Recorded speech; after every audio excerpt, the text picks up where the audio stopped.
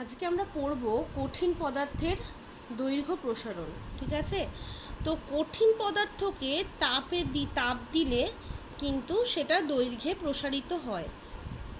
তো আমরা এটা বলতে পারি যে শুধুমাত্র কঠিনের দৈর্ঘ্য প্রসারণ নয়, কঠিন পদার্থের প্রসারণ নিয়ে আমাদের এই আলোচনা। তো কঠিন পদার্থকে তাপ দিলে কি হয়, তাদের প্রসারণ হয়, আর তাপ বার করে নিলে মানে ঠান্ডা করলে সংকোচন হয়। তো এতটাই কম এই সংকোচন বা প্রসারণ আমরা কিন্তু সবসময় খালি চোখে সেটা দেখতে পাই না, কিন্তু উপযুক্ত পরীক্ষার সাহায্যে দেখতে পারি। তো কঠিন তরল বা গ্যাসের তাপীয় প্রসারণ বলতে আমরা এদের আয়তন প্রসারণকে বোঝাই, কিন্তু কঠিনের ক্ষেত্রে আয়তন প্রসারণ মানে হচ্ছে তার দৈর্ঘ্য আর ক্ষেত্র প্রসারণ হচ্ছে। যেহেতু কঠিন পদার্থের আলাদাভাবে দৈর্ঘ্য এবং ক্ষেত্র দুটোই আমরা মাপতে পারি, তাই কঠিন পদার্থের ক্ষেত্রে আমরা তিন রকম পড়ব। একটা হচ্ছে দৈর্ঘ্য প্রসারণ, একটা হচ্ছে ক্ষেত্র প্রসারণ, মানে অ্যাকচুয়ালি ক্ষেত্রফল প্রসারণ, সেটাকেই বলছি ক্ষেত্র প্রসারণ। আরেকটা হচ্ছে আয়তন প্রসারণ। কেমন? কঠিনের ক্ষেত্রে কিন্তু তিন রকম। বোঝা আছে তাহলে? এবার একটা একটা করে আসি।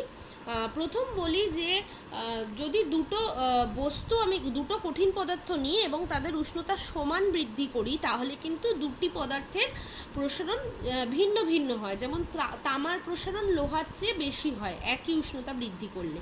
তাহলে আমরা কি জানতে পারছি যে কঠিন পদার্থ কোনটা সেই অনুযায়ী কিন্তু তার প্রসারণ হচ্ছে। মানে তামার একরকম প্রসারণ, লোহার একরকম প্রসারণ, ইস্পাতের একরকম প্রসারণ।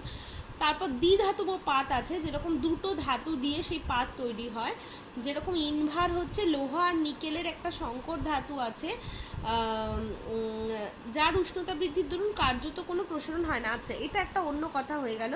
ইনভারের বলছে যেটা লোহা আর নিকেলের সংকর ধাতু, তার উষ্ণতা বৃদ্ধির দরুন প্রায় কোনো প্রসারণ হয় না। ঠিক আছে, তো আমি যেটা বলছিলাম যে দ্বিধাতব পাতের ক্ষেত্রে কিন্তু যেহেতু দুটো ধাতু থাকে সেই পাতে, তো তার প্রত্যেকের প্রসারণ আলাদা। তো সেক্ষেত্রে খুব মজার একটা ব্যাপার হয়, মজার ব্যাপার মানে সেটা পরে পড়াবো। দ্বিধাতব পাতের ক্ষেত্রে যদি আমি তাপ দিই তাহলে কিন্তু সেই পাতটা বেঁকে যায়।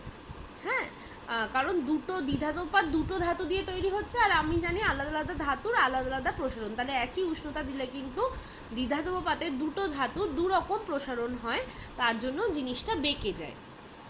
তো দেখো, কঠিন পদার্থের তাপীয় প্রসারণের যে কারণ, সেটা হিসাবে সম্ভাব্য কারণ যেটা, সেটা বলা যায় যে এরকম যদি আমি ভাবি যে কঠিন পদার্থের এরকম একটা ক্রিস্টাল স্ট্রাকচার যদি ধরি, হ্যাঁ, কেলাসই তো কঠিন পদার্থতে এরকম কেলাস থাকে, তাহলে যদি ধরি এরকমভাবে পদার্থের অণুগুলো আছে, তো ওরা কি হয়, এই যে মাঝের যে জায়গায় ওরা যুক্ত থাকে সেটার কিন্তু স্প্রিংয়ের মতো আচরণ হয়।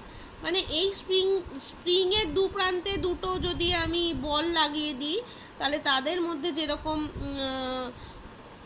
সংকোচন প্রসারণের ব্যাপারটা থাকে, দুটো একই কঠিন পদার্থের দুটো অণুর মধ্যেও কিন্তু ওরকম মাঝখানে স্প্রিং আছে, এরকমই গঠনটা হয়, এরকমই তাদের ক্যারেক্টারিস্টিক্সগুলো হয়। তো কঠিন পদার্থের পরমাণুগুলো স্থিতিস্থাপক বলের প্রভাবে এরকম সজ্জিত থাকে, আর পাশাপাশি অবস্থিত দুটি পরমাণুর মধ্যে এই বল প্রায় অনমনীয় একটি স্প্রিংয়ের মতো কাজ করে, যেটা তোমাদের এঁকেছি। কোনো নির্দিষ্ট উষ্ণতায় পরমাণুগুলো পরস্পরের মধ্যে একটি গড় দূরত্ব বজায় রেখে স্পন্দিত হয়। অর্থাৎ যখন তাপ দেওয়া হয় তখন ওই অণুগুলোর মধ্যে একটা স্পন্দন সৃষ্টি হয়, একটা গড় দূরত্ব বজায় রেখে ওরা স্পন্দিত হয় হচ্ছে। কিন্তু উষ্ণতা একটা মানে একটা লিমিটের উপরে গেলে, মানে উষ্ণতা বেশি বৃদ্ধি পেয়ে গেলে পরমাণুগুলোর পারস্পরিক যে গড় দূরত্ব বেড়ে যায়, তার ফলেই কিন্তু কঠিন পদার্থের প্রসারণ ঘটে। এবার আমরা প্রথমে আসি হচ্ছে দৈর্ঘ্য প্রসারণ গুণাঙ্ক। আচ্ছা, দৈর্ঘ্য প্রসারণ গুণাঙ্কে কি? দৈর্ঘ্য প্রসারণ মানে হচ্ছে কঠিন পদার্থের দৈর্ঘ্য বৃদ্ধি পাচ্ছে, সেইখান থেকে আসছে দৈর্ঘ্য প্রসারণ। তাহলে আমি বললাম যে প্রাথমিক দৈর্ঘ্য দণ্ড, কোনো একটা দণ্ড নিলাম, তার প্রাথমিক দৈর্ঘ্য হচ্ছে সাপোজ L1। তো তখন উষ্ণতা ছিল ধরে নিই T1, এবার উষ্ণতা বাড়িয়ে আমি করলাম T2। আচ্ছা, এই T1 হচ্ছে প্রাথমিক উষ্ণতা আর T2 হচ্ছে অন্তিম উষ্ণতা। তা প্রাথমিক উষ্ণতা T1, অন্তিম উষ্ণতা T2। তাহলে T2 গ্রেটার দেন হচ্ছে T1, অর্থাৎ উষ্ণতা কি হয়েছে না, উষ্ণতা বৃদ্ধি পেয়েছে। তাহলে প্রাথমিক দৈর্ঘ্য যদি L1 থাকে T1 উষ্ণতায়, উষ্ণতা বাড়িয়ে যখন T2 করলাম তখন ধরে নিলাম যে দৈর্ঘ্য হবে, তার নাম দিলাম অন্তিম দৈর্ঘ্য, সেটা হলো L2। ঠিক আছে, তাহলে আমরা জানি উষ্ণতা বৃদ্ধি পেলে কিন্তু কঠিন পদার্থ দৈর্ঘ্যে বৃদ্ধি পায়, তার মানে L2ও নিশ্চয়ই গ্রেটার দেন L1, মানে দৈর্ঘ্য এখানে বেড়েছে। তাহলে দৈর্ঘ্য বৃদ্ধি কতটা হলো যদি আমি সেটা বার করতে চাই, দৈর্ঘ্য বৃদ্ধি হচ্ছে L2 মাইনাস L1। হ্যাঁ, আর উষ্ণতা কতটা বৃদ্ধি পেল, উষ্ণতা ছিল T1 হয়েছে T2, তার মানে T2 মাইনাস হচ্ছে T1। তাহলে দেখো দৈর্ঘ্য বৃদ্ধি হচ্ছে L2 মাইনাস L1, উষ্ণতা বৃদ্ধি হচ্ছে T2 মাইনাস T1। এবার বলছে দৈর্ঘ্য প্রসারণের দণ্ডের প্রাথমিক দৈর্ঘ্যের সমানুপাতিক, মানে দৈর্ঘ্য প্রসারণ যদি হয় L2 মাইনাস L1, সেটা সমানুপাতিক প্রাথমিক দৈর্ঘ্য L1।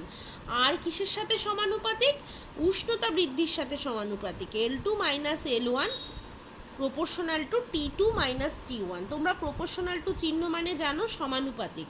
তো এই দুটোকে যখন এই 1 নম্বর সমীকরণ আর 2 নম্বর সমীকরণকে এক করে লিখলে, মানে যুক্ত করে লিখলে আমি কি পাই, L2 minus L1 proportional to L1 into T2 minus T1। ডান দিকটা এরকম গুণ আকারে হয়ে যায়, আমরা কিন্তু এটা ক্লাস 10এও পড়েছি। তো এই সমানুপাতিক চিহ্ন তুলে যখন সমান চিহ্ন আনা হয় তখন একটা ধ্রুবক ডান দিকে গুণ হবে, সেই ধ্রুবকটা হচ্ছে alpha, L1 T2 minus T1।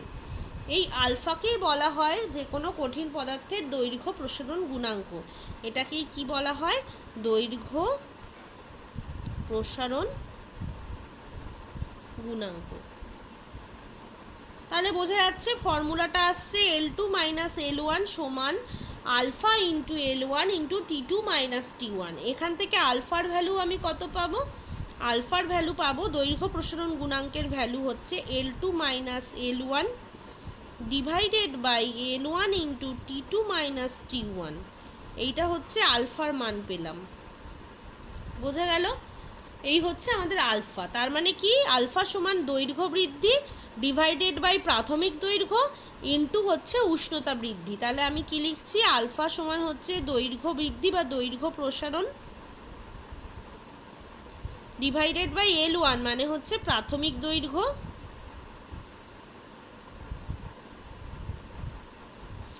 Into T2 minus T1 মানে হচ্ছে উষ্ণতা বৃদ্ধি। বোঝা গেল? এই হলো আমার আলফা। দেখে নাও ভালো করে। এইবার এই যে সমীকরণটা আমি পেয়েছি, এই সমীকরণটাকেই কিন্তু আমি নানা রকমভাবে সাজিয়ে লিখব। বিভিন্ন জিনিস বিভিন্ন সময়, মানে এই একই ফর্মুলা নানা রকমভাবে সাজিয়ে লেখা যায়। দেখো এখানে আমি এখানেই লিখছি L2 মাইনাস L1 সমান alpha L1 into T2 minus T1। এটাকে আমি এইভাবে লিখতে পারি, L2টাকে বাদিকে রাখলাম, L1টাকে ডান দিকে নিয়ে গেলাম, plus alpha L1 T2 minus T1 ওখানে অলরেডি ছিল, এইটা কিন্তু আমি লিখতে পারি। সেখান থেকে আবার L1 কমন নিয়ে 1 plus alpha T2 minus T1, তাহলে L2 সমান L1 into 1 plus alpha T2 minus T1। এই সমীকরণটাকে কিন্তু আমি এইভাবেও লিখতে পারি। এবার যদি আমি বলি যে আমার প্রথমে উষ্ণতা ছিল 0 ডিগ্রি, মানে T1 ডিগ্রি না হয় 0 ডিগ্রি, আর পরে উষ্ণতা হয়েছে T, তাহলে T1 এর জায়গায় কি বসাবো 0, T2 এর জায়গায় বসাবো T। আর প্রথমে দৈর্ঘ্য ছিল হচ্ছে L0, পরে হয়েছে LT। তাহলে আবার বলছি, দেখো এইখানটা লিখছি, বলছি 0 ডিগ্রি সেলসিয়াস প্রথমে উষ্ণতা ছিল, তখন দৈর্ঘ্য ছিল L0, আর উষ্ণতা বাড়িয়ে T ডিগ্রি সেলসিয়াস করলাম, তখন দৈর্ঘ্য হচ্ছে LT। তাহলে দেখো এই ফর্মুলাটাই এই ক্ষেত্রে কিভাবে লিখব, L2 এর জায়গায় লিখব LT অন্তিম উষ্ণতা, L1 প্রাথমিক উষ্ণতা, তার জায়গায় লিখব হচ্ছে L0। তাহলে LT সমান হচ্ছে L0 into 1 plus alpha T2 minus T1 এর জায়গায় লিখবো T2, অন্তিম উষ্ণতা ধরেছি T আর প্রাথমিক উষ্ণতা ধরছি 0, তার মানে T মাইনাস 0 অর্থাৎ T।